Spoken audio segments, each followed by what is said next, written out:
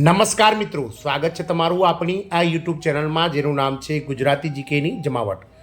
મિત્રો, આપ સૌ જાણો છો તે પ્રમાણે નિગમ દ્વારા હાલમાં જીએસઆરટીસી કંડક્ટર અને ડ્રાઈવર બંને સંવર્ગની ભરતી પ્રક્રિયાઓ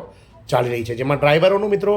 ડ્રાઇવિંગ ટેસ્ટ માટેનું જે મેરિટ છે તેની રાહ જોવાઈ રહી છે, જ્યારે કંડક્ટરોનું મિત્રો જે છે તે જગ્યાના 15 ગણા એટલે કે 2320ના 15 ગણા એટલે કુલ 35,000 કરતાં વધારે ઉમેદવારોનું જે ઓએમઆર આધારિત લેખિત પરીક્ષા આપવા માટેનું જે કામચલાઉ મેરિટ છે, જે પ્રોવિઝનલ મેરિટ છે તે બહાર પાડી દેવાય છે. મિત્રો, હાલમાં એસટી નિગમ દ્વારા જે આ મેરિટ બહાર પાડવામાં આવ્યું છે તેમાં ઉમેદવારોના નામ એકથી વધારે વખત આવતા હાલ આ પ્રક્રિયામાં જે છે તે ભરતી પ્રક્રિયામાં છબરડો સામે આવ્યો છે મિત્રો, જેને લઈ અને નિગમની પણ મિત્રો ધ્યાન દોરાયું છે અને આગામી સમયમાં નિગમ જે છે તે મિત્રો સુધારેલી યાદી ફરી જાહેર કરશે તેવી મિત્રો જે છે તે સૂત્રો દ્વારા માહિતી મળી છે. આજના વિડીયોમાં વિગતવાર જાણીએ કે એસટી નિગમની જે કંડક્ટરની ભરતી છે તેમાં કઈ બાબતને લઈ અને નિગમ દ્વારા જે છે તે મિત્રો આગામી સમયમાં ફેરફાર થઈ શકે છે તેના વિશે વિડીયોમાં વિગતવાર ચર્ચા કરીએ. તો વિડીયોના અંત સુધી બન્યા રહો અને જો તમે ચેનલમાં અમારી નવા હોય તો અમારી ચેનલને સબસ્ક્રાઇબ કરી બાજુમાં રહેલું બેલ આઇકોન દબાવી દો, જેથી કરીને ચેનલ પર મૂકવામાં આવતા વિવિધ ભરતીઓના નોટિફિકેશન, વિવિધ ભરતીઓના પરિણામ અને આવા સરકારી કર્મચારીઓ ભરતીઓ તેમજ કર્મચારીના પેન્શન અને યોજનાના લગતા પરિપત્રો તમને સરળતાથી ચેનલના માધ્યમથી ઉપલબ્ધ થઈ જાય. તો મિત્રો, એસટી નિગમ દ્વારા ગત ઓગસ્ટ 2023માં આપ સૌ જાણો છો તે પ્રમાણે ડ્રાઈવર અને કંડક્ટરની કુલ 7,400 કરતાં વધારે જગ્યાઓ માટે ઓનલાઈન આવેદનો મંગાવવામાં આવ્યા હતા મિત્રો, જેમાં શરતી 1 અને શરતી 2 બંને સંવર્ગો એટલે કે ડ્રાઈવર અને કંડક્ટર માટે જે ભરતી માટે નિગમ દ્વારા સરકાર સમક્ષ જગ્યાઓ જે છે તે મંજૂરી માટે મૂકવામાં આવી હતી, જેમાં સરકાર દ્વારા જીએસઆરટીસી ડ્રાઈવરમાં 978 અને કંડક્ટરમાં જે છે તે 1,022 જેટલી જગ્યાઓ નામંજૂર કરી દીધા. બંને ભરતી પ્રક્રિયાઓ અનુક્રમે ડ્રાઈવરોની 3,084 અને કંડક્ટરોની 2,320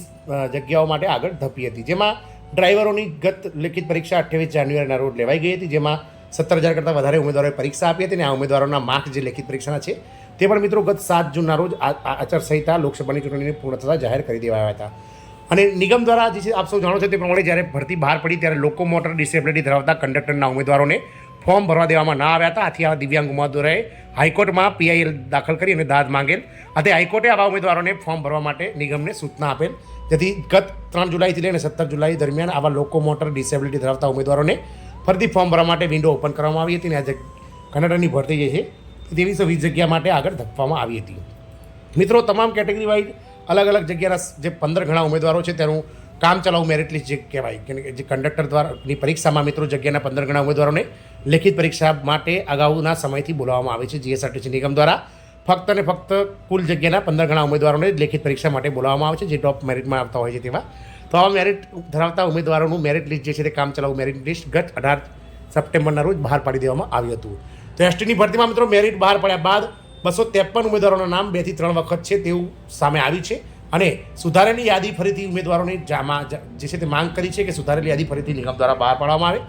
વધુ એક ભરતી પ્રક્રિયામાં છબરડો સામે આવ્યો છે મિત્રો. આપ સૌને જણાવી દઈએ કે ગુજરાત એસટી નિગમ દ્વારા સપ્ટેમ્બર 2023માં કંડક્ટરની 2320 જગ્યા માટે ભરતી પ્રક્રિયા શરૂ કરવામાં આવી હતી. હજારો ઉમેદવારોએ અરજી કરી હતી. તાજેતરમાં મેરિટ યાદી જાહેર કરવામાં આવી છે. આ યાદીમાં 250થી વધુ એટલે કે 250થી વધુ ઉમેદવારોના નામ 2 કે 3 વાર છપાયા હોવાનું ધ્યાને આવ્યું છે.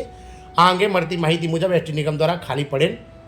કંડક્ટર અને ડ્રાઈવરની જગ્યા માટે સમયાંતરે અરજીઓ મંગાવવામાં આવે છે. નિગમ દ્વારા 2320 જગ્યા માટે ઉમેદવારો પાસેથી કંડક્ટરની સંવર્ગ માટે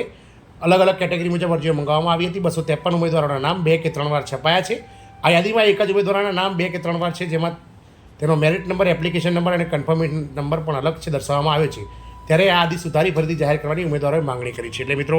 આવા ઉમેદવારો જે કે જેઓનું 2 વાર નામ આવી ગયું છે તો 3 વાર નામ આવી ગયું છે તેવા ઉમેદવારોનું હાલમાં એસટી નિગમ દ્વારા જે છે તે સ્કૂટીનીકરણ કરવામાં આવી રહ્યું છે અને નિગમ દ્વારા આવા ઉમેદવારોની જે ઉમેદવારી છે તે રદ કરી દેવામાં આવશે, કારણ કે તેઓએ 2 અથવા વધારે ફોર્મ ભર્યા છે. એટલે નિગમ ફક્ત અને ફક્ત ધોરણ 12 પાસના મેરિટ ઉપર આ ઉમેદવારોને જગ્યાના 15 ગણા પ્રમાણે મેરિટમાં સમાવેશ અને કરીને લેખિત પરીક્ષા માટે બોલાવતું હોવાથી નિગમ દ્વારા ફક્ત એક જ ફોર્મ ભરવા માટે હિમાયત કરવામાં આવી હતી, પરંતુ નિગમના જે ઉમેદવારો આવા ડબલ અથવા 3 ફોર્મ ભર્યા હશે અને ભૂલથી જે 2 થી 3 વાર નામ આવી ગયું છે તેવા ઉમેદવારોની ઉમેદવારી રદ થશે તેવું હાલના નિગમના સૂત્રો દ્વારા માહિતી મળે છે. વાત કરીએ મિત્રો ફાઇનલ મેરિટની, તો એમાં આધારિત જગ્યાના 15 ગણા ઉમેદવારોનું જે લેખિત પરીક્ષાનું જે મેરિટ છે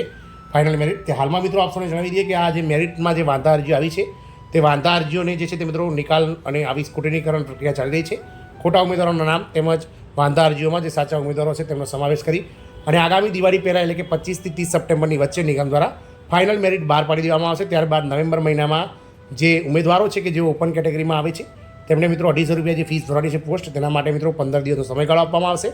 અને ત્યારબાદ મિત્રો 10 નવેમ્બરની આસપાસ જે છે તે ડિસેમ્બર મહિનામાં જે લેખિત પરીક્ષા લેવાશે કંડક્ટરની તેની તારીખ જાહેર થશે. આશાઓ એવી સિવાય રહી છે કે ડિસેમ્બરના પહેલા અથવા બીજા અઠવાડિયામાં જે છે તે મિત્રો રવિવારના દિવસે આ લેખિત પરીક્ષાનું આયોજન